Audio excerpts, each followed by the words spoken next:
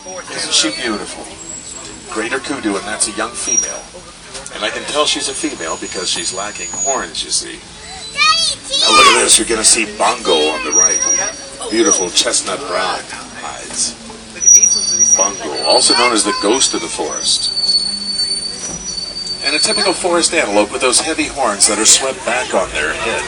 That enables them to run through the brush without getting tangled. I'm going to look up here for black rhino one more time. I don't see him, so we're going to see rhino throughout the rest of the safari, not to worry.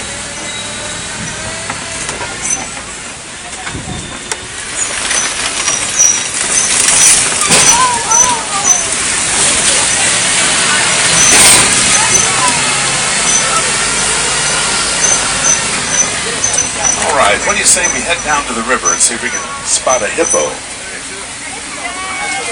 And I'll tell you, hippos can be hard to see out here during the daytime. They tend to stay submerged in the water in order to beat the heat, and then they come out at night to graze. They are nocturnal in that regard. Now once I ford this shallow part of the river here to get upstream a little bit, we're bound to see hippos on the left. So camera's ready on the left. And there's a couple hippos up here. I'll stop the truck at about 75 feet. We should be able to look down and get some nice clear pictures. Also on the island, these are pink-backed pelicans. They get their color, their pinkish hue, primarily during their mating season. Here's Nile hippo.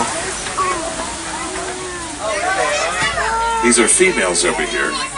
These are the leads. It's the second largest animal in Africa. They get up to 5,500 pounds. 85 pounds at birth. Well, I mentioned they come out at night to graze. Well, they don't fool around. They'll eat about 150 pounds of grasses every day. And that's a lot of salad, folks.